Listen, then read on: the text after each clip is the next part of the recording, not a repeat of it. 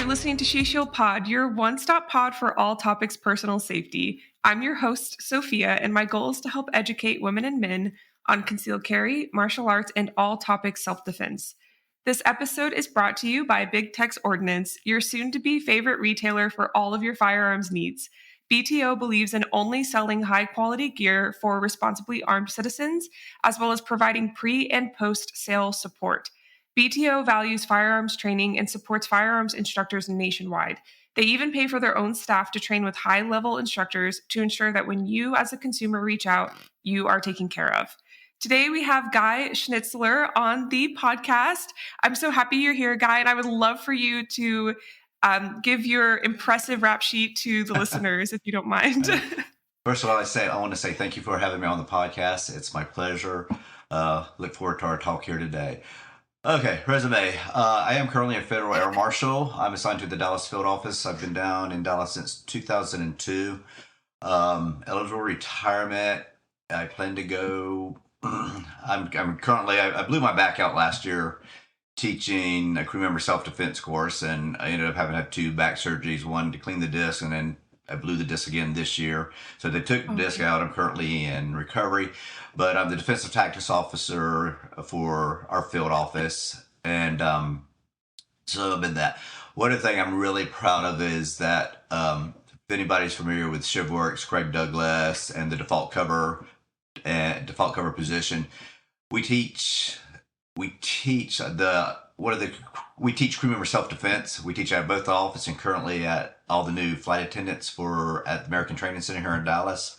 And one thing I'm really proud of it made in my career is that we were able to get the default cover position into the curriculum of the crew member self-defense. So anybody teaching crew member self-defense in our, we've got 21 field offices. If a flight attendant goes there or a crew member goes there and takes the class, they're going to get the default cover. So that was one thing I was really proud of instituting. Prior to coming over to FAMS, I was the Charlotte-Mecklenburg Police Department for just under 10 years. I was a patrol officer, community resource officer there. Worked the not so nice areas of Charlotte, and did a lot of running and gunning in that 10 years. So me going over to FAMS was like, oh, this is a nice break. I'm climate controlled condition. I'm not having to direct traffic. I guess at 5 o'clock in a blue polyester wool uniform with 95 degrees temperature and humidity. So it was a nice change for me. Prior to that, I did 6 years in the Army National Guard Reserves in infantry because I had planned to get my commission, and I just sort of between the times and being in reserves, I decided I wanted to make another pursuit and went in law enforcement. So I did that. Went in law enforcement, got on with Charlotte. Well, when I was in college, I went to NC State. I did the Aikido Club because of Steven Seagal and all his movies all the time being the proper things. And it was a few years later, I realized, traditional martial arts aren't that great for fighting and streets, and pretty ignorant. And when I moved to Texas, I started in combat sports. Started with Jiu-Jitsu and been there. I boxed for 4 or 5 years, personally, not amateur or nothing like that, just for training.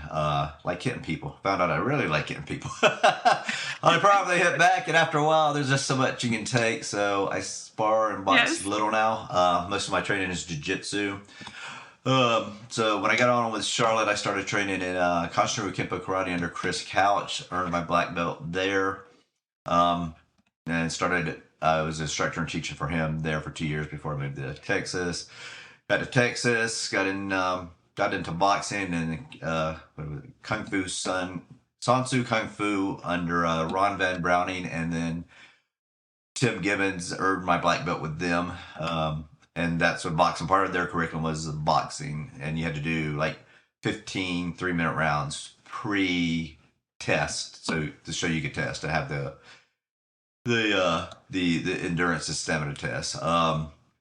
After that, I was flying. I was lucky. I had a ground base, what we call a ground base assignment. I was assigned to our operations unit, and I was doing all the scheduling for people available to fly. And then every month I would send up to the headquarters, and then they would populate the schedules for the guys who had missions, what we call missions, flying out. They could be out and backs, overnights, internationals. Did a lot of that. It was 3 years in operation. Came out. I flew from August of '09 to September of '19, logging 5.3 million miles on an airplane across the world. So it's like, Wow. Oh, you want to go fly somewhere? No. I got 10 days off. We're driving. But Right. while doing that, I got involved in the boxing and jiu-jitsu, continued up the jiu-jitsu, training up that. Started training heavily with Craig Douglas in 2006. Since 2006, I have approximately between 340 and 350 hours training with Craig. Craig hosted a summit in 2010 called the Mid-Atlantic Tactical Conference. I met Cecil Birch, the rest of the Shivworks Collective, Cecil Birch, Paul Sharp, Larry Lindeman, William April, and Chris Fry. I got to train with them. And from there, I started training with hosting and training with Cecil. And I've been training with him, hosted him in Dallas for 10 years, but every 10 except for 20 because of COVID. So the 10th anniversary, the 10th class in Dallas was the 21st. But I've been all over Dallas and Oklahoma and Arkansas. If Cecil was there, I'd just show up if I was available in AI for him. And so he greatly honored me in February of 21 when I hosted him here, authorized me, certified me to be able to teach his material, the immediate action combatives jiu-jitsu material he teaches in his 3-day class. I'm allowed to add and take away from the program as I see fit. He trusts me with that. So that was a really big honor to be authorized to teach that. Said I've got about 100 hours of training with Paul Sharp with both his MDOC 2.0, which is all combatives, grappling, weapons-based environment stuff that the Shivworks Collective teach as a whole. That's my passion, is that 0 to 5 foot range, extreme close quarters concept range. Because if I'm a bad guy and I want some from you, if I'm robbing you from across the street, I might, bye-bye. We'll see, who can run faster or disappear faster. But if I want something from you, I have to be right here. Literally, we have to be in that 0 to 5 foot. Whether it's I want you, I want to hurt you, I want to drag you away, I want your property, I cannot get it 75, 80 feet away. I have to be right here, 0 to 5 foot. And then when you also look at my work environment, sitting on a plane and having to fight people, it starts right there. You're not going to have space, but you're pretty much probably going to have to fight your way out of your chair before you even get to guns, and then make what we either take position of dominance, position of advantage, where we control the plane and control the fight. And of course, with all that, you have to remember our 4 gunfight rules, range rules, shooting rules, and because we have everything right there. I mean, maximum range we stress on shooting with our guys and gals, is 7 yards, preferably 5 yards and in, because it's just such a crowded environment. A lot of people don't know that Paul Sharp is a really, really good shooting teacher. He has what he calls advanced recoil mitigation. He will teach you, and you will learn how to keep that pistol flat shooting. It's just amazing. Also, I trained with William April, probably have about 80 hours with him over the years. Hosted him a couple times for the victimization class he offered. Plus, William was an excellent shooter and teacher on that. He would teach a speed shooting class. He'd shoot with Paul on Saturday about 1,200 rounds. He'd come back on Sunday all tired, burned out. And then that's the way William liked it. You're tired, you can't think, and you start performing. And by the end of the day, you're making shots.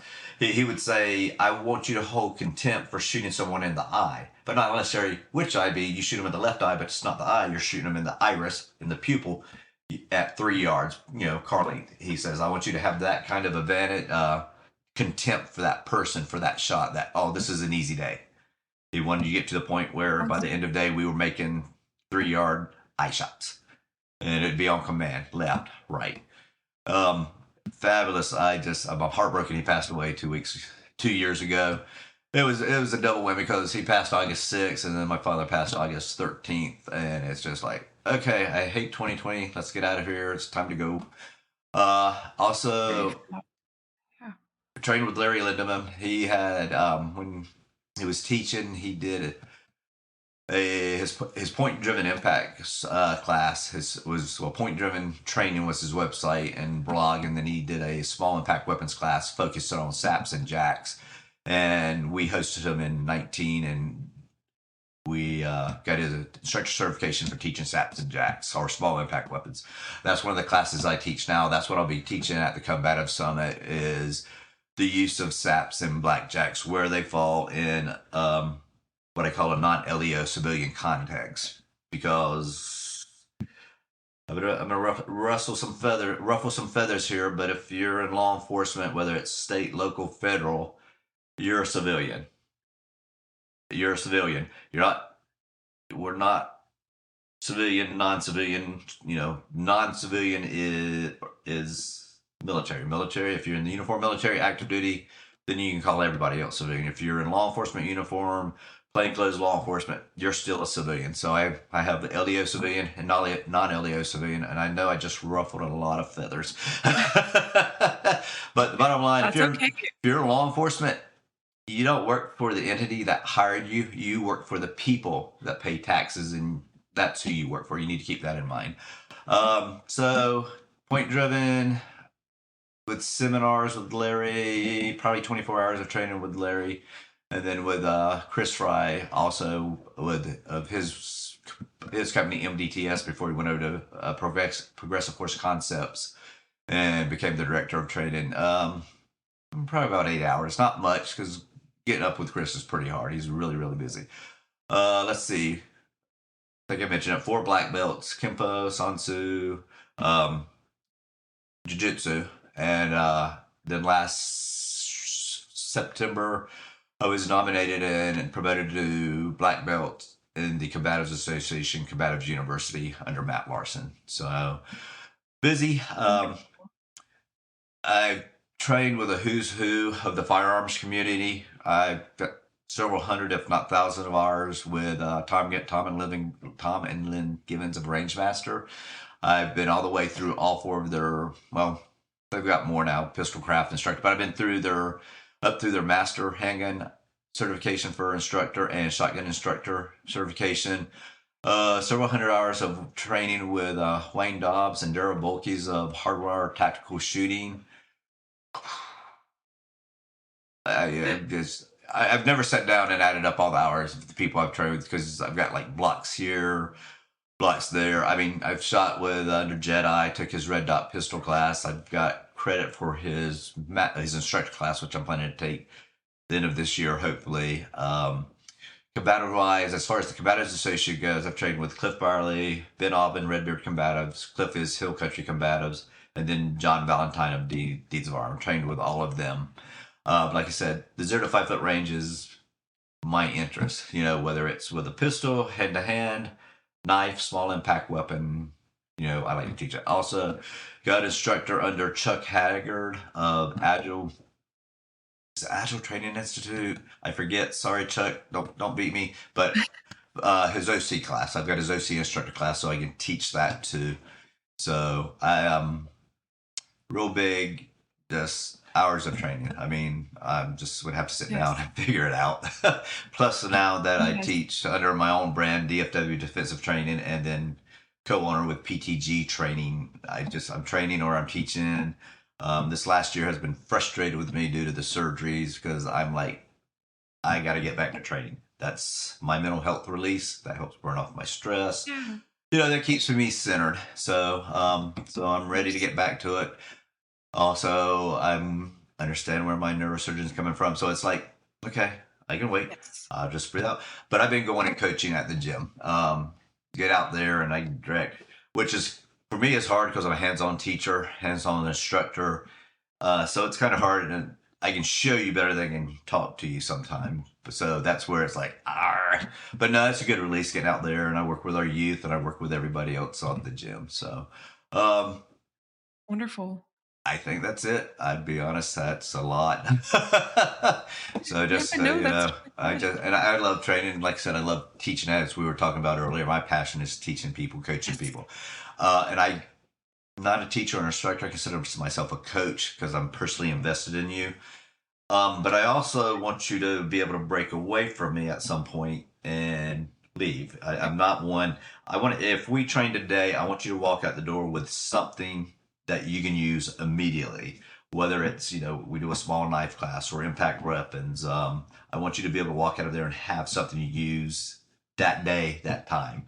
Um, so that's what I like about combatives because it's chunked. It may be I may get you for 4 hours. I may get you for 8 hours. I may get 40.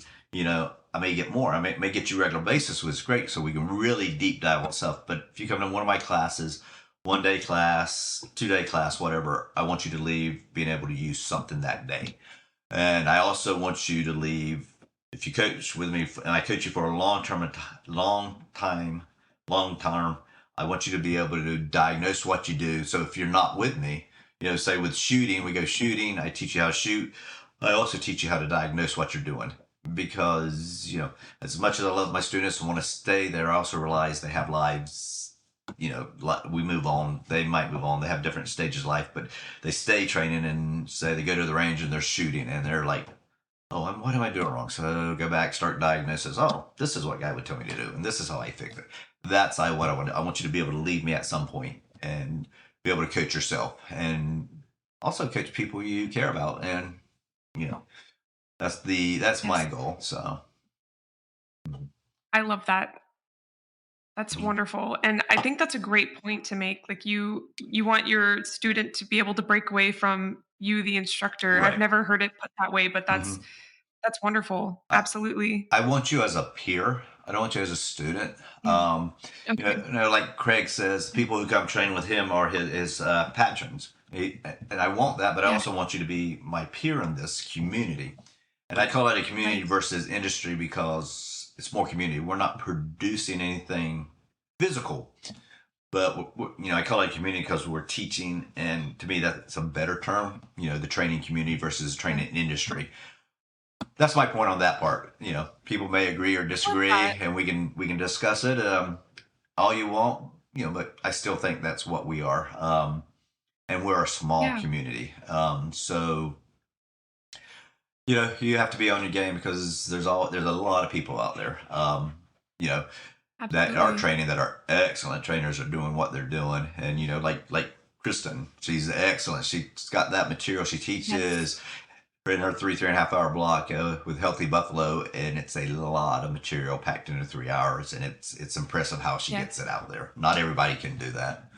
So, Absolutely. She's worked so hmm hard on that. I remember at ECQC, she was taking notes the entire time and just always in deep thought about how she wanted to apply it to her own program. hmm So, hmm yes, that's lovely. And I'm thankful that she introduced us. That's awesome. I am too. Um, yes, I want to start saying community myself now. I might have to steal that from you And because that's so it's true. free. Take it. I mean, Okay. please spread it. Let's get it to what we are. We are a community because, like I said, we're not producing a physical item. Industry to me is Yes. automotive industry.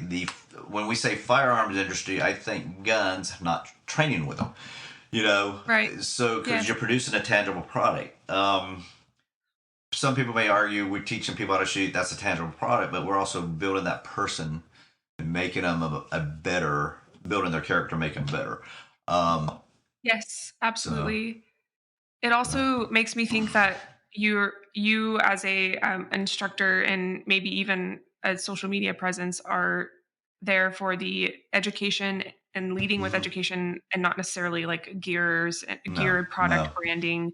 So I really like that as a hmm way to kind of like shift the perspective and set the tone. So Right, I love exactly. that. Thank you for So, sharing you're that. welcome. Another thing, if I'm coaching you, we got this thing here 24/7. That's Call, text. I'm better amazing. with text, but hey, if you call, I'll get back to you. If you text me, I'll get Yes. probably immediately back to you unless it's middle of the night. Yes. But Right. I'm your coach. I'm available to you. Have questions, you go somewhere, you get contradictory information, text me, call me, let's talk about it and see. I'm pretty open and honest. I try to give all the whys.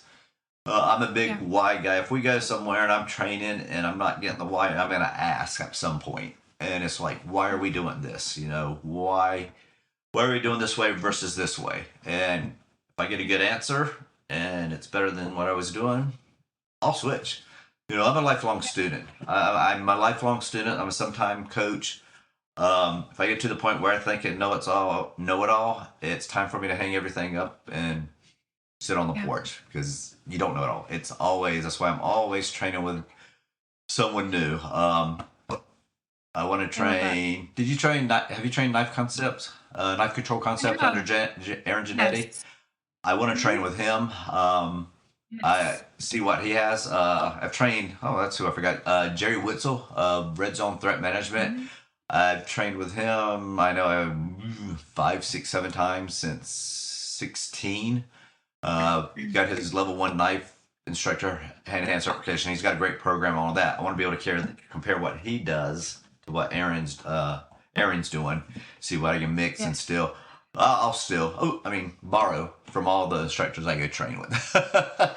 So it's, like we said, we're a small community. If we got 20,000 people that are training regularly, I think that's a really high number. It's probably even smaller than that, because I'll go to classes. I've been classes out northeast and on the East Hmm. Coast or West Coast, and walk in. I'm like, I know you.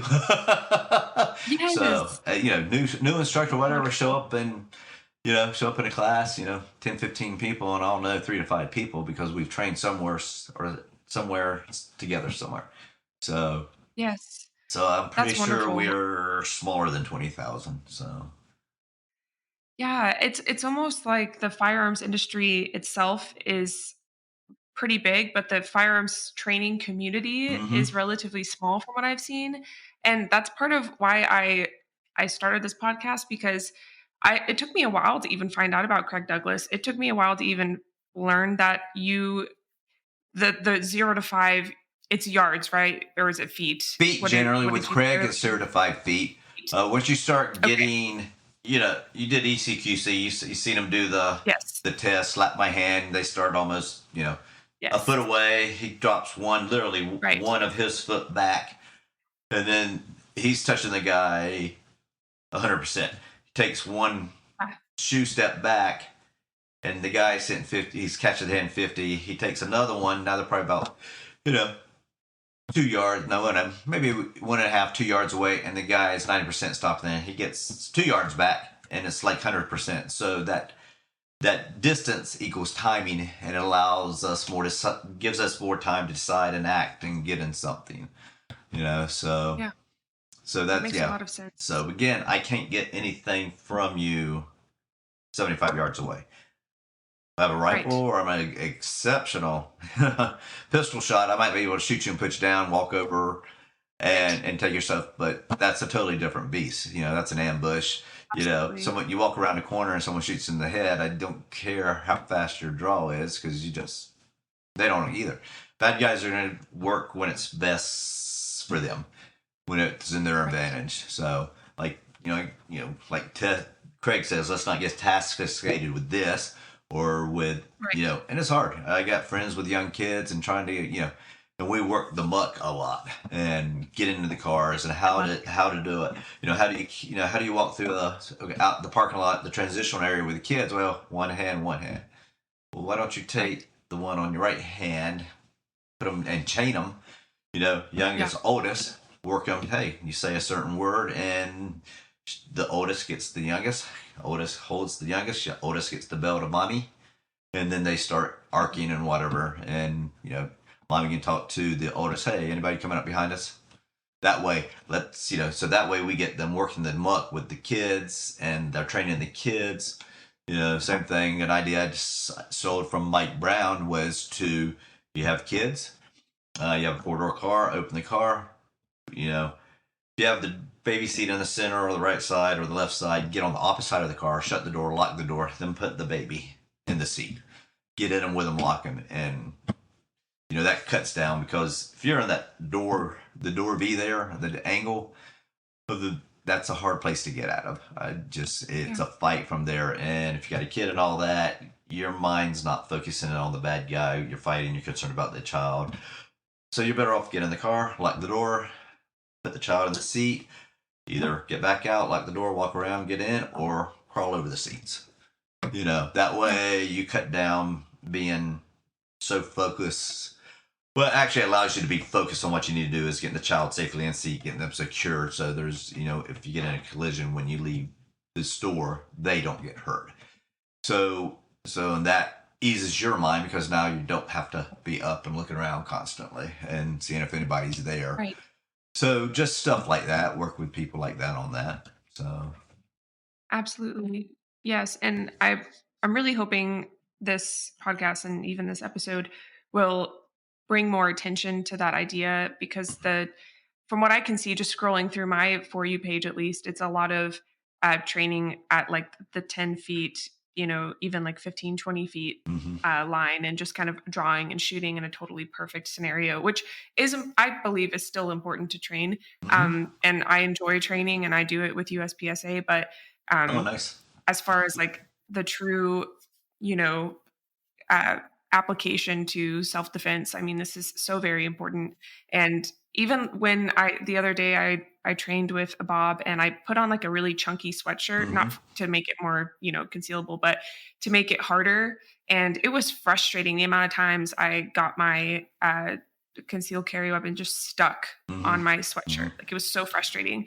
And it was a big reminder of like, this needs to be more of like an everyday process Mhm. for me. So Mhm. I'm working on getting a little like punching bag in my office so that I can like when I show draws in my concealed carry Right. outfits because I do like a little outfit series Right. that's been one of like, the most popular things on my page. I can show more application because recently I've been getting like messages and DMs from people being like, "This isn't applicable. You're just standing and shooting." I'm like, "Yes, you're totally right. Like Mhm. Mhm. that's not the point of the video, but you're totally right. This is not. There's so much more to this. I agree with you. Right. Like I don't disagree at all. Of course, it's not always said super nicely, so Yeah. sometimes Yeah, I but totally understand that. I mean, um, yes, but you do if have you trained with Tom and Lynn Givens of Rangemaster yet? I have not. They are Ah, on my short list, okay. though. So I don't know if you know Tom. He gets after action reviews from his students. He has like Okay. I may be off by a couple hundred. Over the years, he's had 68 or 70 students, and these are mostly non-LEO civilians get in shootings, come back and give an after action. Hey, this worked and this didn't. And so far, the last, I think it was like 68 wins, 3 who have Okay. forfeited before whatever reason they didn't have their weapon that day, and but no like right out losses for the guy and gal that was armed. But his stats is 72 some percent occur at 7 yards and in. So yeah, you need to be working that 0 to 7 yards 75% of the Yeah. time. Then you need to jump back 10, 15, 20, 25 yards, knowing you can make those shots. Because he does have one recorded from upstairs women window across the street to a car, or the bad guy was at the car shooting at their house at like 23 yards.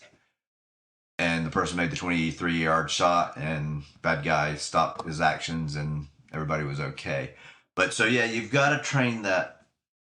You got to train all that, but you also got to be remember what's the most applicable to our lifestyle, to where we're at. Really, again, if I'm going to be robbed and I get, you don't even have to be attached. Just like I said, you can step around the corner and someone's there, and boom, it's on. And Yeah.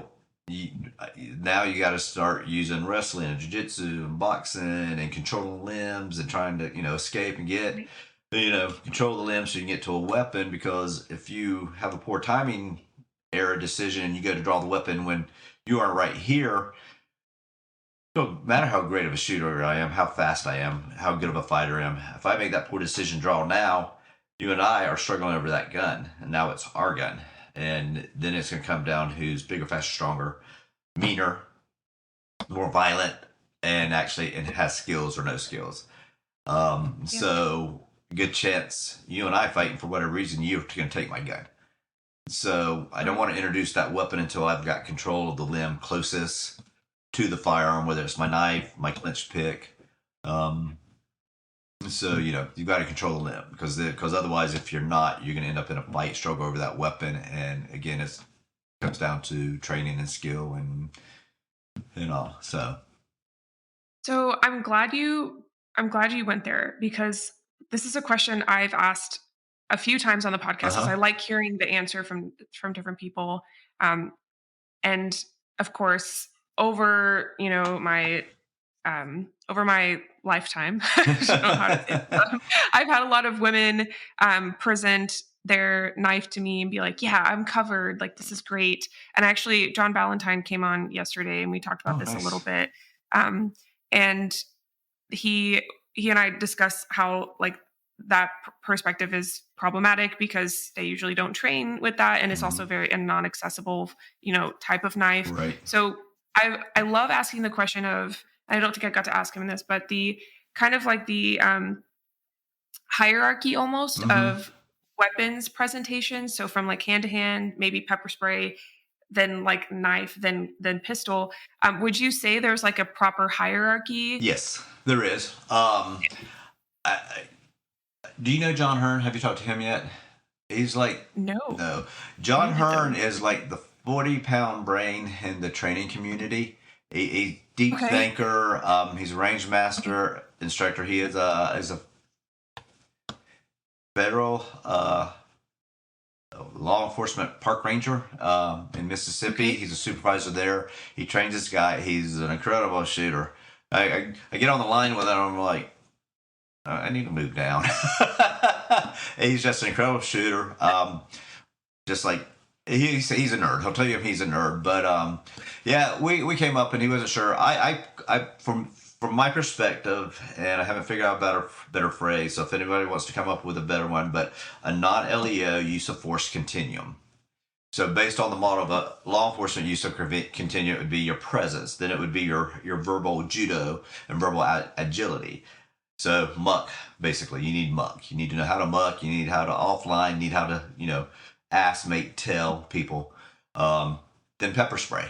You know, pepper spray is proactive, and by that, if you're walking out the store, whether it's day or night, with your man or woman, get it in your hand so we don't have to fight. Because I want to say, I'm seeing someone approaching me. Hey, would you hold up? I step off the 309, and they stop. Cool. What do you need? And if I were to have my pepper spray in my hand, I'm ahead of the curve. So, and I can either keep it behind my leg, back the thigh. I can go to the half fence here and talk to them. I have them here, but I have it in my hand. Um, then if they keep encroaching, like I said, it'd be stop. And then you've taken muck. The next one you get the louder with the say back the fuck up. Give that verbal component of a flash thing. For me, if I asked you, I told you, you're gonna get pepper sprayed. Because it's Tabasco. It's Tabasco sauce in a spray can. Um, Yes. it's not going to hurt anybody. If I don't have pepper spray, then it would be the eye flick, as Craig teaches in ECQC. Then for me, and I'm going to plug myself at this point, I do teach a Saps and Jacks class. It can be a 4-hour block. It can be, 2-hour blocks for the Combative Summit, 4-hour blocks, 8-hour blocks, 12 or 16-hour block. I can add and take away as needed for what somebody's after pepper spray because, and I've talked to a couple lawyer, one, John Reenan, nickname him the counselor, and the other is Chet Palumbo, grappler lawyer, Yes. lawyer grappler, and they kind of agreed with me. The SAP or jack allows you to scale up or down force as you're needed. Um, so again, that would be a weapon, a tool of being proactive. Again, by this, I don't have my pepper spray, or you do spray someone and they continue on, then you get immediately in your hand. You drop the pepper spray because it's not a deadly force situation yet. Sometimes you have to wait. So but it's still a use of force situation. Someone, you may be hit, you may be assaulted. So pepper spray didn't work. You drop, get your sap out. They come in, you step offline, you can strike to the, I teach 3 tiers, zones. Level 1 would be forearms, upper and lower arms, upper and lower legs and buttocks, which is I teach with our batons at work. And then I would go to the second tier, would be from the clavicle, shoulders down, hitting to the body. You're probably going to break ribs with some of it. You may not, but more than likely, I have a sap. I love to carry it's midget size, and it's about 14 and a half ounces. So it's gonna change your opinion. A really good strike with that on level 2 would be just a straight thrust. into the solar plexus, knock the breath out. Again, proactive. I'm not fighting this guy yet, but he's closing in on me and I want to stop him. So we do. And then the third tier level would be collarbone up, and everything in there is a deadly force situation. You got someone bigger, faster, stronger, meaner, pounding you, and you already have it in, and you strike to the head, side of the neck. The possibility of causing death or serious grievous injury is there. Broken bone could be considered grievous injury, but that's going to be on the jurisdiction. But I'd rather break a floating rib and someone go, I'm done, versus hitting someone in the head.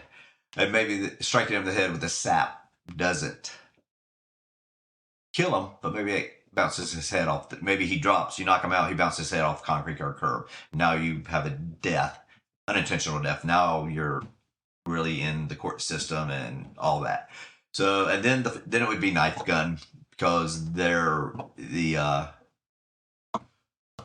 final tool, because there's nothing really after that. It's just because you cannot cut somebody a little in the eyes of the court. You cannot shoot anybody a little. Despite what President Biden said somewhere years about shooting someone in the leg. You shoot someone in the upper thigh, hit in the middle interior side of that thigh, and hit that femoral artery, they're not going to make it. I mean, it's going to go so fast, unless the medic truck is on scene right there and tourniquet and all that. So, that's the way I view it. Also, if anybody's interested, like I said, I teach Saps and Jacks class, and I make training Saps and Jacks too. So it's really good to know. But you brought up a point that I've never talked about on the podcast, and I've never asked on the podcast, and that's rendering aid to someone that you have maybe just shot or just actually deployed any type of weaponry on. I had a comment on one of my TikTok videos, and of course, TikTok is always an interesting show. I won't go there, but I talked about the first aid I carry with me. Right. And someone interpreted it as, why would you carry first aid for the person that you just shot? And they asked it kind of genuinely. And I was like, oh no, this would be for me. But it kind of brought up a good question. Is that something you would want to expand on? That's a tough one. If you're a law enforcement officer, you're on duty, off duty, yeah, you probably have a duty to render aid. Okay. But if I'm in an area that I cannot safely render aid, I'm probably not. I'm going to wait till the boys in blues get there, and as a non-LEO civilian, I'm probably not going to render aid to someone I just shot. Especially they have friends. I mean, you've got to have backup. I've got to have someone covering you, because if I shoot some dude, as Tom Giving gives, and I'm out there, I've shot him, he's down, and I'm like, okay, I need to render aid. I go there, but he has buddies coming out, or they're arriving, and they see him, they know him, they see you there, and they start putting two and two together. You're there down on your knees rendering aid. That's not a good place to be if you get surrounded or more people show up. So that means you're going to render aid, you got to be situationally aware. You got to look at the whole tactical situation, where it's at, how soon LE and ambulance is going to be there. Can you do it safely with cover and all? So that's going to be a real personal decision. Me, if I'm off duty, probably not going to render aid unless I have someone there to cover my back. Again, I carry an Safer Faster Defense trauma kit, which I have my quick claws, I have the chest seals, I have a pressure bandage, gloves, and a tourniquet in there, and those are for me. And now, everybody's different. If it's a 20, 30, 40-year-old person, I'm probably going to be hard-pressed to give them aid. Now, it's just a wayward 14, 15-year-old. I'm probably going to give up the tactical situation and give them aid because it's a kid. Now, you can argue that's right, that's wrong, that's stupid, that's not. But having had to put sights in about 10 pounds of 12-pound trigger pressure on an 11-year-old bank personal robber one time, I would have rendered him aid if I had to shoot him. It just was going to happen. But if you haven't had that happen and you're there, you're looking at that hammer coming back, and it's an 11-year-old kid, and you're praying for him to drop that, giving him commands, that's gonna affect you for your life. But yeah, kids I'd probably render aid to, even if they had just tried to kill me, because maybe they can be reformed and learn and decide, yeah, I don't like this life. Adults, I'm going to be hard pressed. Again, if it's a kid, they may have family, friends, and again, you're back in that situation. Can I do this safely to myself? But also, if you get in a shooting or a knifing in and you use you do a defensive use, who are you with? Do you have kids of your own? Are you with your loved ones, your family? Are you with the elderly family member? What do you do? You're with your fiance and he trains and he's armed. It may be better for you to take a cover concealment spot and let him treat, because you're the one just shot him. So there may be some hostility if you go up someone that you just shot and try to treat them, and you don't have that duty to treat. So it's a sticky situation. It's going to be everyone. It's going to be everyone. You're not going to know till you're there and you're looking at. Again, if you shoot somebody and they have a bunch of buddies around, I'm probably going to get me if I was behind some hard cover with something behind my back where I'll only have 180 degrees to worry about. So I don't have to worry about someone coming out behind me because they're pissed off that they just shot their friend or something like that. So yeah, I'd be very careful with that one. But it's going to be how you're brought up. What it's going to be a hard decision. It's one of those that you're going to have to look at. I just shot this guy. Am I going to be okay with myself if I don't treat him and he dies? But if I go up and treat him, I get assaulted, attacked. I'm doing no one any good. So it's going to be the one in the context at that time. But it also going to be one. Okay, I'm going to help kids regardless. And by that 15 and under, I'm going to help them regardless, even if they just tried to shoot me. Or I'm going to just stand by and wait for police because I don't feel comfortable. It's a situationally dependent, but some of it you can kind of make up your decision beforehand.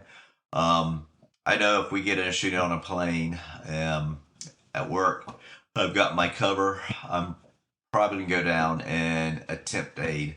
But then again, if I got cover, I got control of the plane, I got control of the cabin, and I'm going to go down. That means I have someone with their gun out watching and cover me. And then I go to do the aid. Or in my case also, I might direct passengers on the plane or the flight attendants to help, because I might be in this cabin, I have my cabin controlled, but I have a bad guy down, then we treat them. Or I have a bad guy down and I have a passenger down who needs treatment. I'm probably going to start with the passenger because they're an innocent, and then when we get to the bad guy, if he's expired, well, that's really on him.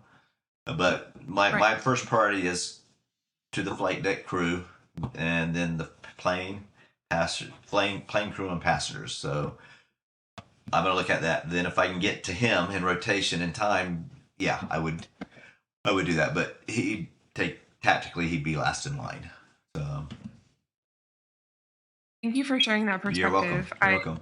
I like that you viewed it from all kind of standpoints. Right. So I really appreciate that. You're welcome. It's definitely a good thing to think about preventively, and maybe not in the moment. Right. I know at ECQC, I was quick to, during one of the sims, I was quick to holster my weapon, Right. and I was trying to render aid, to the two other guys in the sim, because Craig told them to fight. And during the debriefing, he was like, you shouldn't have put your gun up. And right.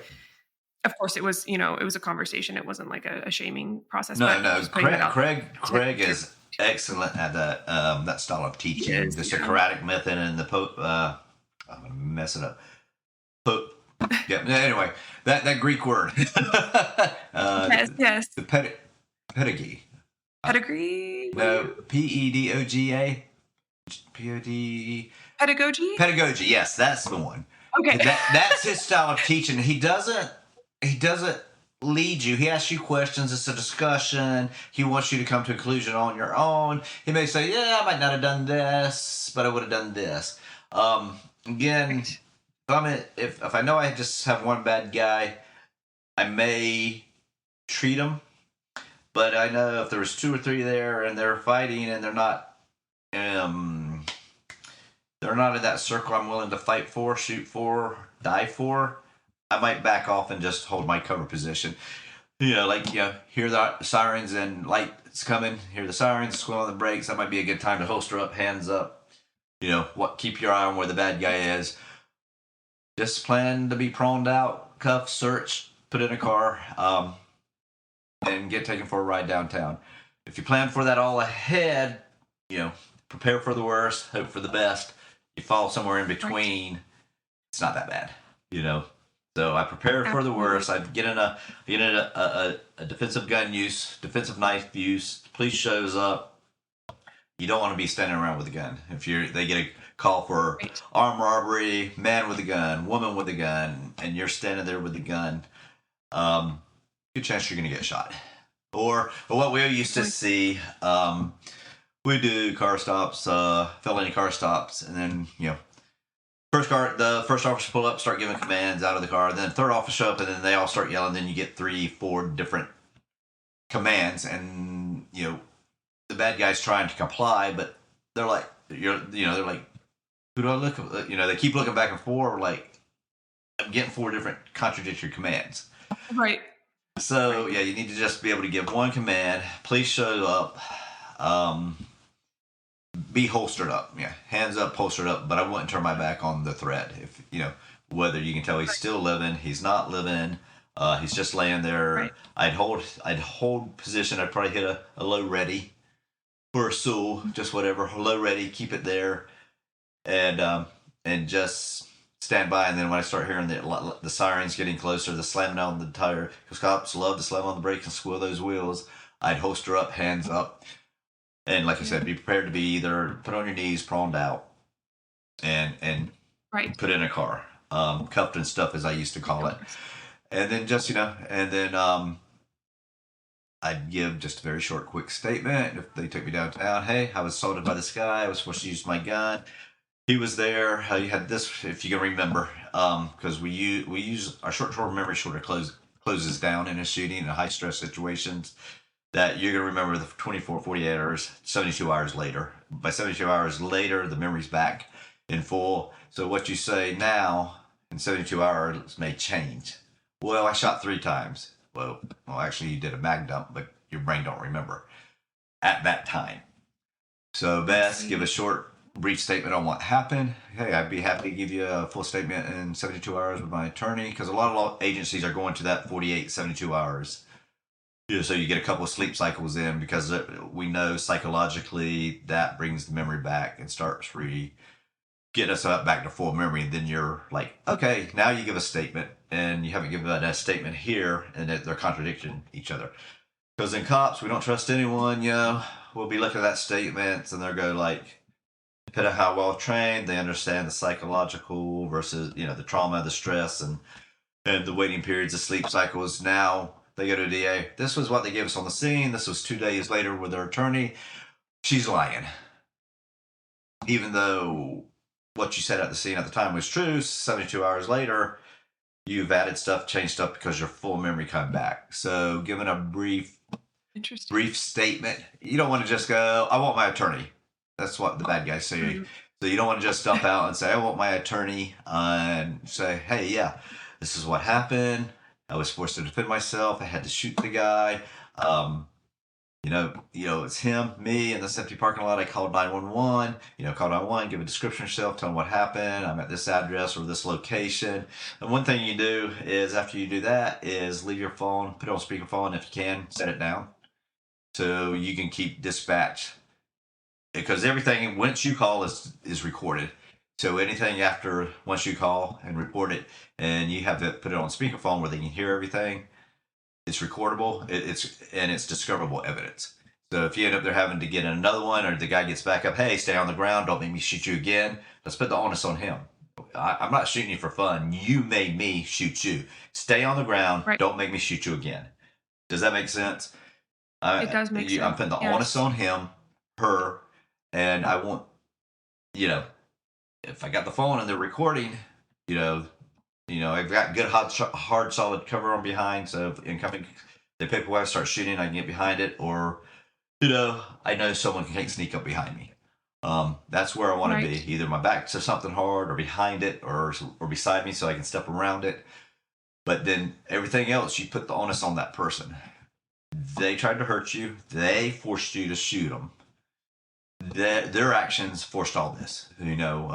What we were taught to say is their actions. Hold on, their actions justify the deadly use of force.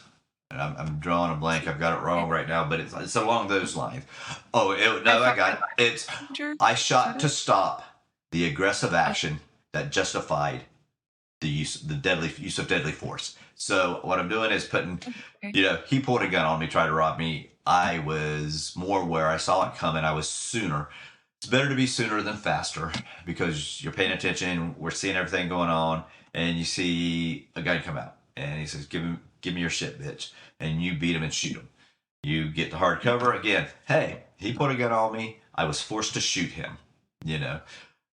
And legally, and that's the legal framework. You didn't just shoot him for fun. He forced you. That was the only thing you could do, or used a knife. So you're tangled up, and he's, it's a rape situation, a power situation. They want to rape you, and you get to your clench picks, go to work, you get distance, and you use it. We're not knife fighting, we're not killing sentries. We're using it defensively to get them off us, and then to keep them off us, because you can use that as a range. And then if you use that as a range, you get enough range, and you do have a gun, you can either drop it and step on it and draw, or if you have enough time, put it back in the sheath. But that's going to be contextually dependent. I would rather drop it and get to a ranged weapon, my handgun. But let's, in defensive use of force, we will everything we do is put the onus on the bad guy. He did this, making me do this. Does that make sense? Yeah. It does make sense. And I'm flashing back to my concealed carry license course. I got mine enhanced maybe 3-4 years ago. Good. And he told us to, that reminds me, I may need to get that. Check your renewal. Renewal. Yeah. Renewed. Excuse me. Yeah. Anyway, this is a good reminder. I need to look into that. It was probably a year ago. Right. My concept of time is so bad sometimes. Anyway, so he mentioned saying that you felt your life was in danger. And that's all you say. Do you feel like there's your way is more efficient? Stating to the police on the scene of the shooting, I feared for my life. My life was in danger. Cool. Why was your life in danger? Does that make sense? This just spitting out, and something struck with me. I was watching news. This was several years ago. An officer was involved in the shooting. One of the things he stated during an interview, I feared for my life. I was afraid that I was about to be shot and killed, and then they result into citizens in the neighborhoods, and they're like, I'm just tired of hearing people talk about their fear for their life and shooting people. And it's like they clicked. It's like you have to say why you feared for your life, not just you feared for your life. Cool. Why did you fear for your life? Well, A, B, C, D. Paint that picture. Write that picture. Write a poem of what happened. Well, this happened, this happened, this happened, this. Just, I feared for my life and I shot him. 2023, that's not going to fly. If they take a ride downtown, you give a short, brief statement, ask for your attorney, or if you can call your attorney beforehand, just give a short, brief statement on, I was pumping gas, he came up, pulled a gun, or he pumped gas, and he showed me a gun, told me he was going to kill me if I didn't give him my wallet, my car, whatever. He had a hand on the gun, I sidestepped, drew, and fired one round. And I waited, called the police, or someone else called the police. I would like my attorney here, and I will give you a full safe in 72 hours. You have to paint that picture. Why do you fear for life? If you just go up there and say, I fear for my life, and they asked you why, and you keep saying that, you're definitely going to spend the night there. You just need to paint a picture. First, a brief picture, a broad overview on why you use deadly force. Don't give the whole story, just broad. Because like I said earlier, what you say right afterwards versus 72 hours can be two different things. Right. And if you're in an area that has a politically motivated DA, those two statements could be used against you. They're like, well, it's obviously she was lying or he was lying because this is what they said at the shooting. Now we come back and we get a totally different story. They had time to think and make up a story. Yeah, cool. But I did give that statement. I was under tremendous stress at the time. wasn't really thinking clearly. So this is a more true statement, and then you're going to spend a bunch of money hiring an attorney. Expert witnesses from like Force Science Institute and stuff like that to come in and explain about that statement versus this statement, the 72 hours, getting sleep cycle. If I go out and get in a shooting later today, and I call police, it's $50,000, or I call my attorney. When I make that call, it's $50,000 at that time in the DFW area. Oh my goodness. If it does go to trial, the way to trial, it's going to be between $250,000 and $500,000 for that trial, even if I win. And again, a politically motivated DA might not care if he wins or loses. He's making a statement, Right. and he's also punishing you with money. Well, I know I'm going to lose. I was able to get it at the grand jury, got a true bill. Now we're going to trial. I know I'm going to lose this trial, but I'm going to punish them with the process. You spending time in jail for how long, whether it's a day or 2 or 3 or 2-year arraignment, however long. And then you get bail, and the judge goes, yeah, you're not a flight risk, but I'm still going to give you a $50,000 bail bond. And now you got to find a bail bondsman or a family to come up with. In North Carolina time, it was 10%. Where I was a police officer here, I don't know. But to get a bail bond, they're gonna want a certain amount to guarantee you show up on court date. So you get out, and then your life is going to be totally changed. People Right. want to know. But so by the end, they're going to punish you with that monetary value. And that's what they're looking at. They may not like a conviction, but they're going to push you. And if you're in an area and they go to grand jury, if they come back with a no true bill, cool, life's good. But Right. sometimes the process is the punishment versus Absolutely. the end result.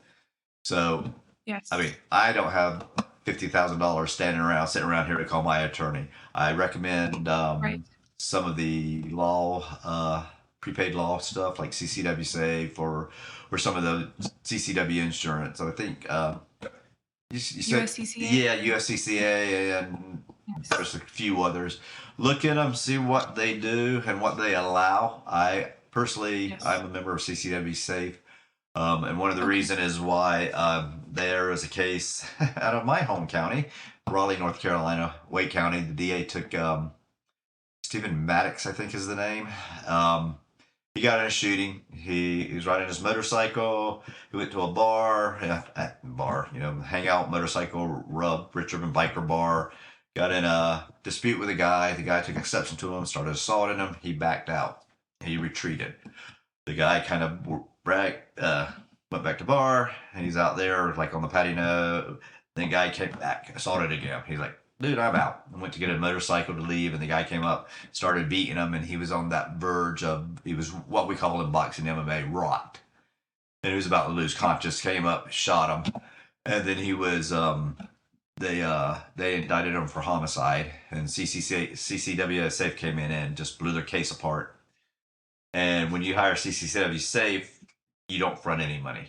You need bail bonds, they got it. You need an expert witness, they pay for it.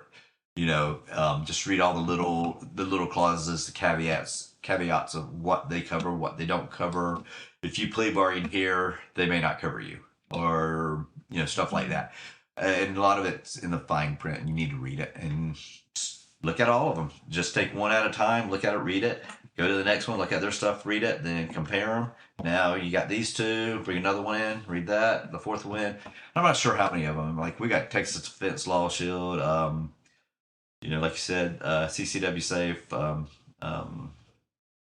yours. US Law Shield was my first one. Yeah. So just read and look and make sure you have that and what they cover, how they cover it, whether they reimburse you or they cover it with your membership, and just go and decide. So like I said, different areas in your area, you may be $25,000 for your attorney on retainer right then.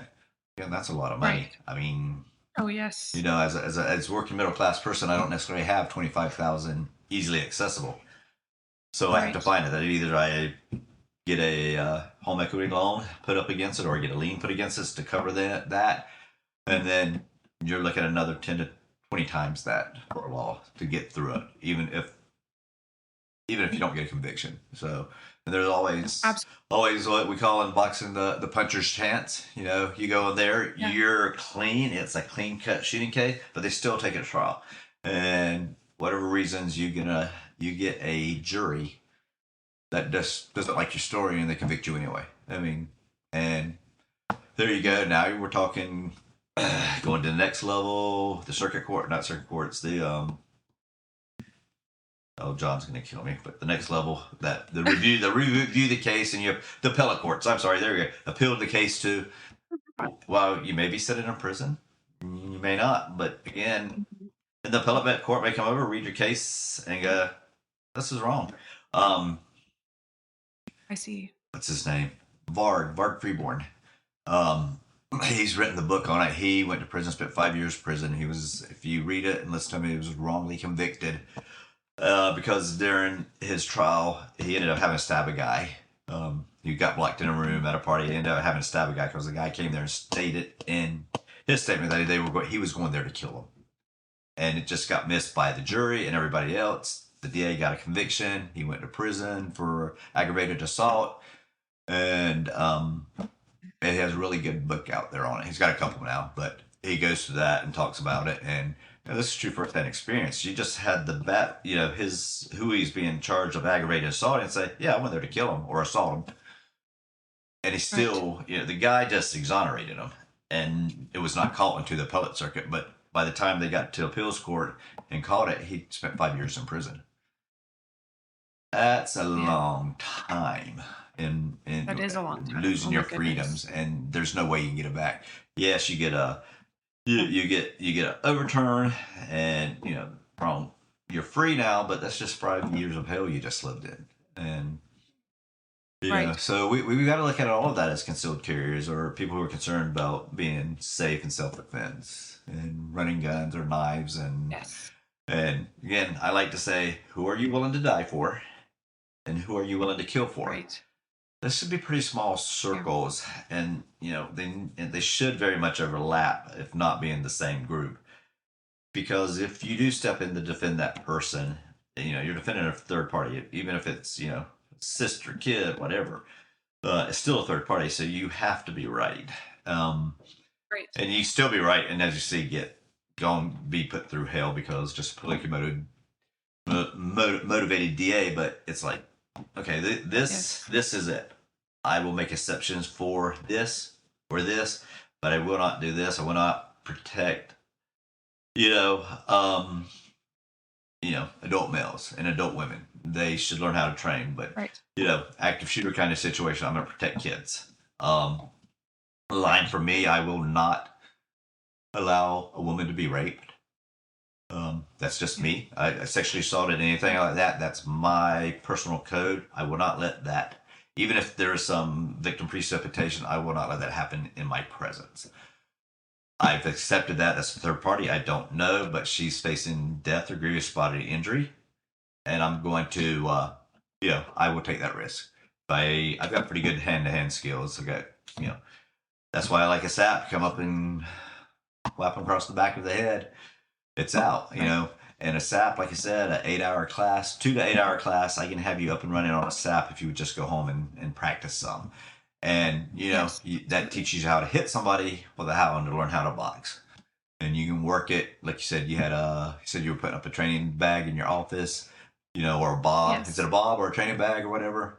It's not. I want a bob, but I should put that on my wedding registry. I just thought about that. There you go. You're going to probably get some weird looks, but hey, cool, whatever. But probably. They all know me well enough. Right. They would probably expect it. But yeah, I mean, that gives you a 3D target to hit. And, like I said, train with me 4 to 8 hours. I will give you usable skills that transfer at this date, at this time. Because like I said, with me, I can teach you how to hit. I can teach you how to draw it, carry it, have ready positions. If you want, I can teach you in-fight weapons access with it, which would be the same thing as if you were going for your knife or your gun. In close, SAP is pretty devastating. I would take that over a knife if I was given the choice of a knife or a SAP, because I think the SAP's more versatile. And where knife is lethal and causes damage, but if I hit you in the head with the knife anywhere, it's going to cut up a nice big wound, bounce off the skull, and you're going to just shake it off mostly. I hit you upside the head with a sap, whether the flat or the side, you're going to go down. I'd rather knock you out than have to stab you. And knives, the best, especially not small knives we tend to carry nowadays, point driven is the best. Because you can carry a 2-inch open blade, a fixed blade knife, you can get up to a 4-inch compression cut because we're aiming for soft spots. So you double the depth. But they're not efficient for stopping people unless you just exactly hit something that just drops their hydraulic system, lower their blood pressure, they go down. That's why when you listen to the news and you hear somebody, a lady been stabbed 30, 40 times, because they're not efficient, they're very inefficient. There's lots of the bodies you can stab someone to that's open space. There's nothing there. I mean, so you have to you have to even aim smaller with a knife than you do with a pistol to stop someone. That's what we are. We're looking to stop that person. We're not looking to kill that person. Right. We're looking to stop the aggressive acts that justify deadly force, which means grievous bodily injury or death. The elements of lethal force, deadly force is me, third party, grievous bodily injury, or death. That's it. It's simple, but it's not easy. It's that simple. You break it down to those 4 elements, and that's what it is. But there's so much that goes with it, so much that surrounds that. That is, it's 40 hours in a police academy going over deadly force and talking about it. But that's the 4 elements. That's it. That's a class on deadly force right there. But you go through case law, constitutional case law, state case law, all that over deadly force when officers can use deadly force. Police officers generally tend to allow a +1. So if I come up and you come up and you want to go fisticuffs, I'm going to go to a baton. If I'm in an agency that allows saps or jacks, I'm going to go an impact weapon. Batons, because I can extend it and it gives me range and I don't have to step in close. The only problem, the way they teach batons, you don't get the necessary force, and that's why it looks like they're beating them to death, because they're not just, they're just shallow hits with a baton.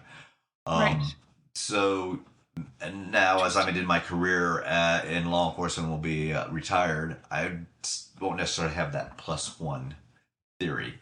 It's same force. So if they punch at me and I step off line, swing to the forearm with a sap and stop that, possibly you can break it. So always be conscious of that. You're hitting someone with a piece of lead wrapped in leather and you're hitting with them. But I'd rather step off line or even just turn and hit the forearm and break it than have to go to guns, have to go to knives, because they're bigger, faster, meaner, stronger.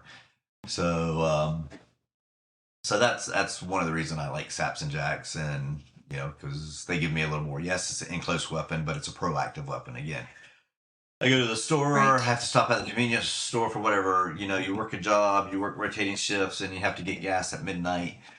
And you get the gas, you go in the store, come out, and it's like, oh dang, I forgot my pepper spray, but I have my sap. Right. I tend to carry a sap more often than a pepper spray because I could, if I end up in an airport with a pepper spray and have to fly, it's a good chance that case may rupture and I contaminate the whole plane. And it's like, and then I'd forget it. So it was never in my regular thing. I get to the airport, and of course I didn't want to leave it in my vehicle in a hot car in the sun, because again, I come back, step in, oh boy, decontamination time. So I tend to carry a sap more, because as much as it may hurt me, I go up to the airport and I forget it. I can put it in my bag, lock it up with all my other stuff if I'm going overseas, or throw it away. So I never got in the habit of carrying OC. I'm trying to change that as I cycle into retirement and just being a non-LEO civilian. But I like saps. Like that perspective. I like saps. Like I said, it's between OC and a knife and a gun, because you can scale it. But there's so much other stuff out there we can do and teach. I really want to avoid even OC. I teach muck. Let's teach muck. Work it, and just keep potential assailant that like double social link. Another thing is like, especially if you're arcing offline, as Craig teaches, that's so out of habit for people, so out of pattern, because we're creatures of patterns. So if you step off that line, that's going to be the first one. What the hell or what the fuck? And Tom Gibbons says you get two what the fucks, you just won that fight. And it may be you stepped off to 3, he looks, squares back up, and you go back to 6, and he's like, I'm done, I'm out. And just a simple, hey, hold up for me. I tend to go telltale. Hey man, that's close enough. I don't ask. I just, then it's stop. And again, if they keep continuing at that stop, I'm gonna probably hit them with pepper spray or an eye jab, and then move offline, back out. If I'm at a store, go inside, call 911. Again, first one to 911 or first one to the magistrate office on a misdemeanor tends to win, because first story. Okay. So yeah, like I said, OC, muck is the first thing. Let's be proactive. Let's see that threat, potential threat. I can teach you how to walk all over the world with this thing shoved up in your face if you do one thing. Up, about every 3 steps. Up. Yeah. Getting your head up and looking. And you may just be adjusting your eyes, adjusting because, man, I've been walking, playing on that damn thing, and I can't, I'm tired. But you're still into it because, hey, we get suckered into something. Just get your head up and look. Look, what am I looking for? Who cares? Right. Your head's up, you're looking. A potential bad guy sees you looking around like, oh no, she's paying attention. Let me go find something easier. Again, let's find the guy or gal that comes out of the store stuck in there and nobody sees them. And I walk up, hit you in the back of the head, shove a gun up under your arm. Hey man, give your shit. Don't say a thing. Just give me your phone. What's your code? Cool. Give me your wallet. Cool. Walk off, leave. Don't say anything. They beat feet the other way. Right. That's a lot easier, than someone who's looking like the porcupine about to pop the quills up. And they're like, I'm a wolf, but I don't like porcupines. Right.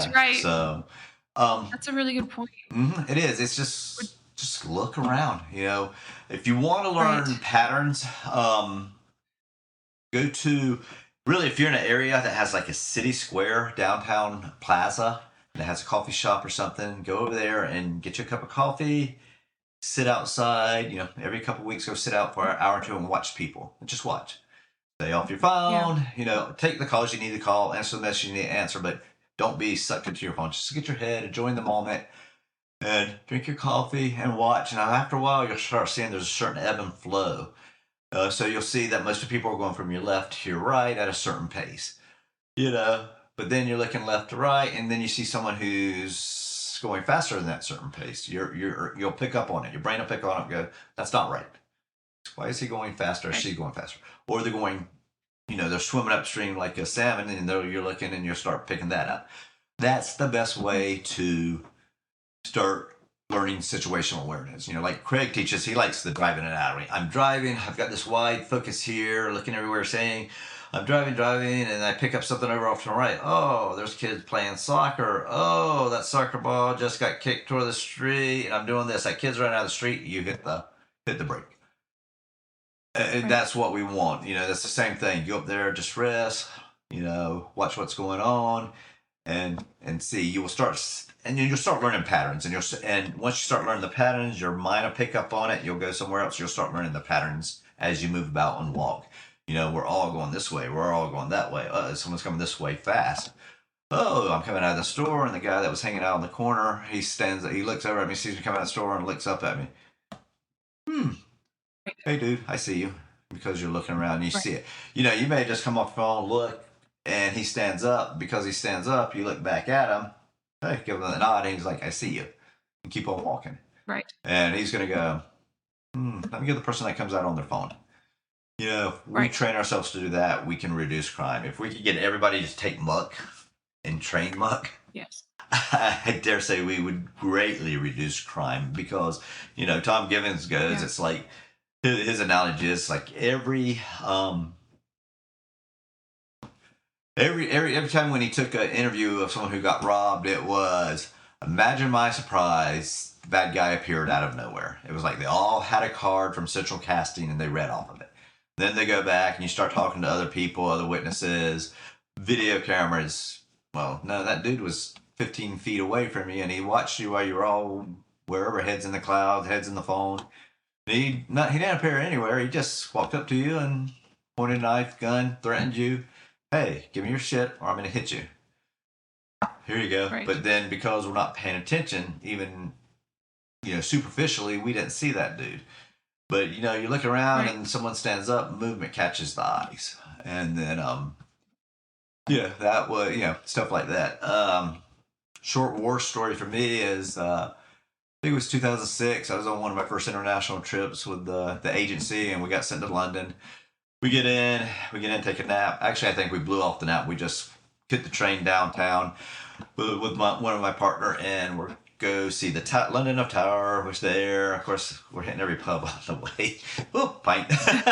And we're crossing the Tower of London. And, we're the typical tourists. Oh, wow, this is great. And I had picked up the guy. It was odd because he was the only one sitting along the rail that was by the road. Everybody else was over looking at the river, the Thames River. And I didn't know my partner picked up on him because we weren't talking about, we were there wide-eyed, boom. And as we come, even with him, he pushed off the rail, and it was like two laser beams. Both of us was like, boom. We snapped our head and looked at him, and because by that time, as soon as he was always moving pretty quick. He was circling around. As boom, we snapped that head. He fades back. He was going to pickpocket us with both. But it was interesting that my partner said the same thing. Oh, I didn't think you were paying attention to him. See, I saw him back there. I said, yeah, I did too. And then when he picked off, it's just because we trained our mind to pay attention to anomalies. And he'd been sitting there while we're like 20 yards and we're passing and watching. And then as soon as we pass, he came off that rail, and it's like, because we picked up that and looked at him, that prevented a pickpocketing. And it was wonderful. Wow. So, no, that's wonderful. Yeah, that's a great example of situational awareness, and it's kind of cool that was like programmed into you at that point. And yes, I can see it. It was a nice visual for sure. Right, yeah. If someone is interested in training with you, what all courses do you currently offer, and where can they find those courses? I hate doing the website thing. I do have a website. It's called dfwdefensivetraining.com. Okay. I'm just not the website. I need to find someone to help me with that. A younger person, and that, because it's like one of those things I just hate. But Facebook, DFW Defensive Training, same thing. Instagram is I'm probably more active on Instagram under DFW Defensive, and I post there quite a bit. I am Guy. It's either Guy _ or Guy -Schnitzler at Guy Schnitzler on Instagram, Guy Schnitzler on Instagram, or not on Facebook. Like I said, I tend to work events on my Facebook page, or on the DFW Defensive Facebook page, and on Instagram. And also, class-wise, I can teach anything you want, from MUC to OC to what I call confined space skills, knife and pistol within that 5-foot range. Shotgun, I do a little carving, but that's really not my area. But pistol and shotgun, small knife, impact weapon, OC, hand-to-hand. Either whether you want to do traditional judo or not judo, jiu-jitsu, and then want to do, or the combatives aspect where we have a weapons-based environment where we work to get to a weapon. A little bit of wrestling in that. Also, Palisades Training Group on Facebook. I'm co-owner of that with Steve Moses and Alec B. And we do a lot of church security class. We do blocks. We do a 4-hour block on OC, SAPs and jacks, and defensive knife. We teach pistol and shotgun. And then, unfortunately, Sunday we do a carving class too. Those two places are either one. If you want private, the best way is through either directly Guy Schnitzler or DFW Defensive Training. Those are the places to find me. And like I said, send me a message. I'm easy to find. I got my phone number is everywhere. I got people going, you need to go, you need to do your job. I'm like, I really don't care. I'm not a secret squirrel.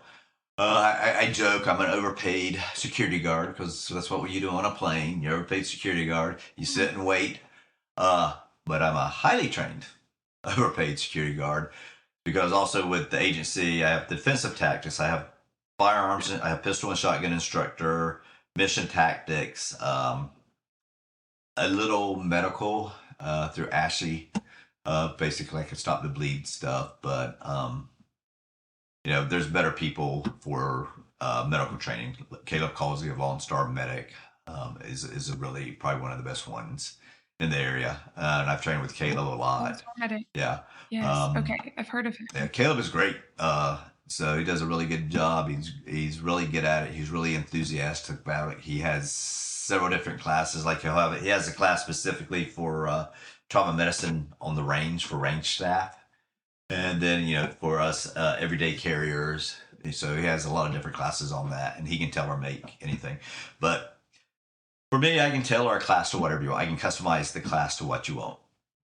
Okay. One of the classes I teach is confined. Most of my stuff would be confined space skills, drawing and shooting from the seated position. A lot of people don't think about, and a lot of that transfer over is from the seat to, of course, linear environments like planes, buses, and trains because of work, but works in cars and works at my desk, or I'm out at dinner and I'm in, big family, get there, the kids want to be at a booth, so that puts me against the wall, and they want to be here. Normally people go, oh, tactically, you can't do that. Well, you can argue and scream with the kids about being tactically correct. Sometimes we can't be tactically correct. Just do it. But I can teach you how to draw and shoot from that space. And basically it's teaching Craig Douglas's 4-count combative straw stroke, the 1 to 2 to 3 to 4, because what we do is what we train most recent, not most. So if I train a competition draw stroke where I go from the holster, I clear the holster, and I go straight to the target. If I'm in a seated position, sitting at something that has a counter, there's a good chance you can lose a pistol. If we use the 4-count draw stroke that Craig has preached and methodized, hitting a 1 to 2, coming to 3, and then 4 and out, I just cleared my desk and everything here. Appendix is great if you carry that way. It's 1 to 3 and then out. And I cleared a bunch of stuff, but I don't want to go from the holster straight to having to shoot someone if that's my draw stroke, because there's a good chance you're going to hit something. And it's just not necessarily hitting the table or counter. What if there's a picture of something on a picture of tea or soda or water on the table? Do you clear that, or do you run in that and you throw that everywhere and you have a bad grip and you lose your gun? But it fits in the 0 to 5 foot realm. That's what I love. I love to teach. I love to teach women because they want to learn. They're just like sponges. And then, they don't argue with me either. I get men. What'd you say? Women don't argue with you when you're teaching them because they're clearly, they're like, I don't know. They're honest enough. They're comfortable enough going, I don't know. Men, wait a second, I don't like that. And dude, just try it. I'm not telling you to change everything, but at least just work with me and try it. And if you don't like it and don't work for you, cool. But now you can come back and tell me why it doesn't work for you. And the phrase, it works for me. Cool, I hear that phrase and you're in a class with me. It works for me. My question is going to be why. Right. And again, it's going to be like lethal force. You're going to have to outline why it works for you. So that's what I look for. Right. So, but anybody contact me. Like I said, pistol, saps and jacks, small knife, and shotgun. We can do that. Plus in-fight weapons access. I'm in the tangle. How do I get to my weapon, whether it's a gun or a knife, while I'm tangled up with this guy? And if you train with Craig and Cecil and Paul Sharp, you're going to see a lot of similarities because it works and works. So Cliff teaches a lot of the same. Cliff Barley Hill Country teaches a lot of the same thing that does Ben Ob and Redbeard Combatives and John Valentine's of Deeds of Arm, all of it, because it works. But the great thing of training with all those, you get different takes and you train it and mold it to what works best for you within that realm. And that's what I like to do. So. And you're only 5 hours from me. I just looked it up. So that is so awesome. If you want to host a class, I'll drive up. I'm Oh, willing. yes. Depending on what we're doing, Okay. someone's backyard, a park.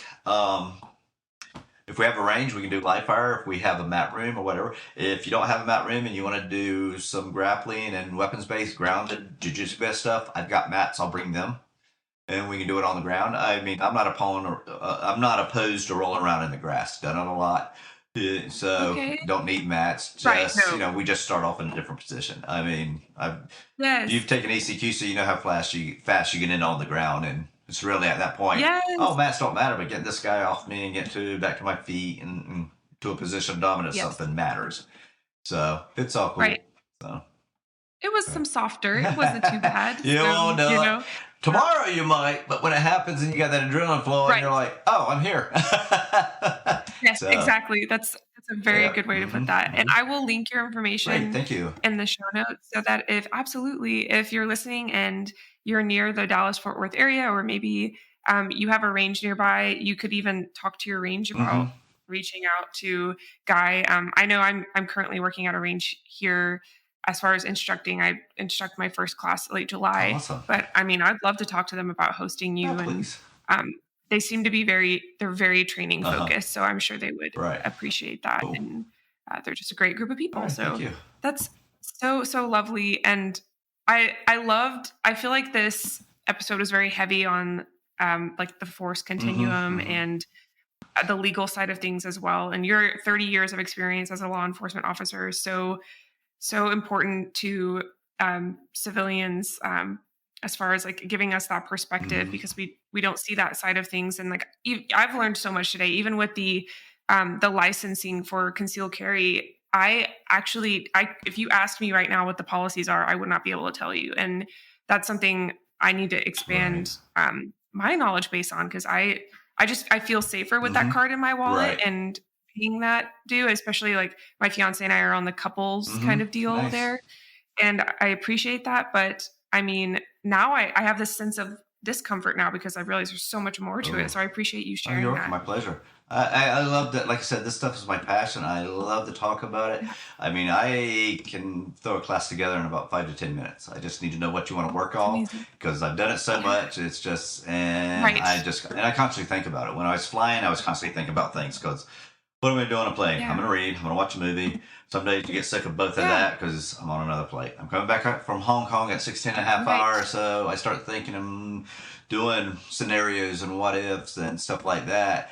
And then I get enrolled the contextual from law enforcement to non-law enforcement civilians. And then, because the role of non-law enforcement versus police, law enforcement is so different.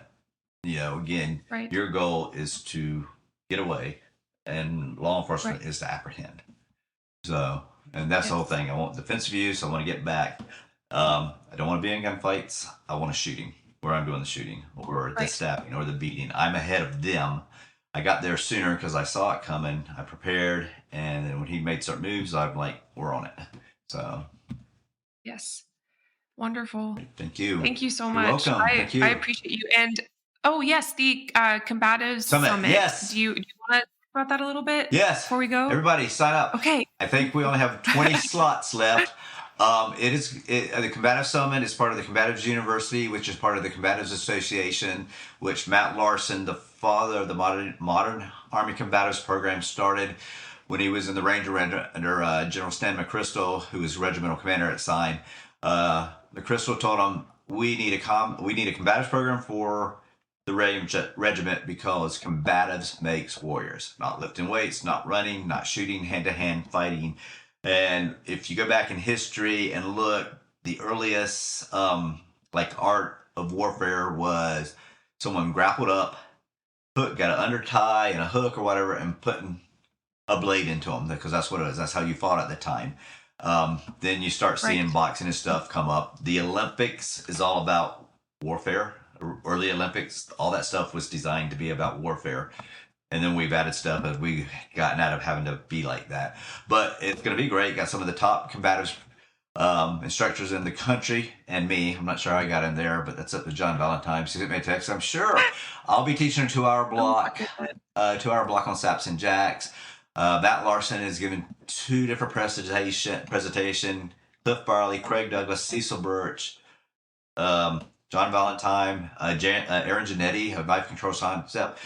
I'm going to have to find a way to get my block changed because it's the same time as Aaron's block, and I want to see his material. Yes. Yeah, so there is a lot of stuff. Nick Dalgadia, he is the coach, Mark Ripeto's head coach for the Starter Strength program out of Wichita Falls. He'll be there doing a block on strength training and why it's important and why you need to do it and why you need to also, whatever your sport is or combatives, jiu-jitsu, you have to do that. If you're doing that, you need to do that versus anything else. Then if you have time left, you can add the strength or the cardio. But to get better and to get stronger at your strength and cardio for jiu-jitsu, you need to do jiu-jitsu or kickboxing or boxing. They're going to build you the best. And then I'm trying to think who else. I know I'm missing someone. Chet, Chet Palumbo, grappler lawyer. I'm sorry, Chet, don't kill me, but I get the pizza next time, buddy. He'll be doing a block. He's actually coming on Monday. Oh, did you? So yeah, he'll be doing a block on use of force for us in the combatives realm. There's Cole Miller, who I'm looking forward to being first time and seeing. Hopefully, I can get in his class. It's going to be one of those where I have to flip coins and yes. Yeah. And then cringe a little bit because I want them both. But yes, I'll be there teaching Saps and Jacks. Craig's there. Like I said, it's going to be a really good time. I mean, even if you go and just watch and absorb and soak up, and then what's great, it'd be the after hours if there's dinners and drinks and listen to all the instructors talking to them. It's going to be a great time. And we're going to learn much. Yeah, the instructors are going to learn much. The students are going to learn much. It's going to be a fabulous 3 days. So if you can be there, be there. And then get training. Look forward to training with any and everybody I can meet. So it's going to be a great time. Absolutely. And I'm sure, man, I hope by the time this episode airs, there's still some spots. But in the meantime, after I sign up, I am going to share it online. Great, thank you. And hopefully some people, oh my gosh, absolutely. Yes. This is an incredible opportunity. The other day before I'd spoken to John about this and even Kristen, she was the first person to bring this up. I was looking for a class with Craig because to be completely honest with you, up until about the time Kristen and I chatted, I really only knew about Craig and the 0 to 5 feet, combative training. And you all just need this publicity. You need people to be able to find you. Nowadays, like I feel like it's easier when something is industry driven, just because I don't know. I won't get into that, but I want the training side to come up more. I'm trying to be careful with that. Because I am on the industry side, of course, as well. So I'm really excited to get all of you out there. And I told John, I was like, I don't feel like this is long enough. Like, I wish it was a week or, of course, that's a big commitment to, especially flying, driving, staying somewhere. So 3 days makes total sense. But I'm going to try to be a sponge and, I'm going to sign up after we talk because this is be great. Probably a once in a lifetime. Are you all going to make it like a yearly thing after that this? Is the goal, is to make it a yearly thing. I don't know if you've been to TACCon. TACCon has been a yearly thing. It's sold out. Yes, it's fast. It sells out fast. But anyway, it's John and Matt and I've talked with John, not Matt, but I know from what he said, Matt, is we want this to be a yearly thing. And because combatives is constantly evolving. Stuff works now, may not work because people are training now. Now we got to change to keep up with that pace or get ahead of it. Absolutely. So, it's going to, hopefully we'll make it a yearly thing. So. Yes, absolutely. Great. Yes. And thank you for sharing that. I've had a wonderful time on today's episode. I have learned so much. Good. I'm so glad. I'm so glad. Good. And for those of you that are interested in training with Guy or just checking out his social media and following his journey along the way, his information is in the show notes, which are the notes below the title. If you're interested in exclusive content, you can become a Patreon. You will receive stickers and a thank you note along with more exclusive content. Of course, if you will visit the She Shield Instagram and TikTok at She Shield Pod, that would be lovely. And a special thank you to Sagetta Gear, one of the official sponsors of She Shield, for concealed carry gear and duty gear. She Shield 10 is our code for 10% off your order and to support the pod. If you like the pod, you can help by liking, subscribing, and leaving a review. And if you or anyone you know is a firearms owner experiencing a crisis, you can look into holdmyguns.org. They are an organization that will connect you with a local gun shop or FFL to store your firearm for you. The link to access their website and to find a storage location or partner is available in the show notes. In the meantime, stay safe and stay vigilant.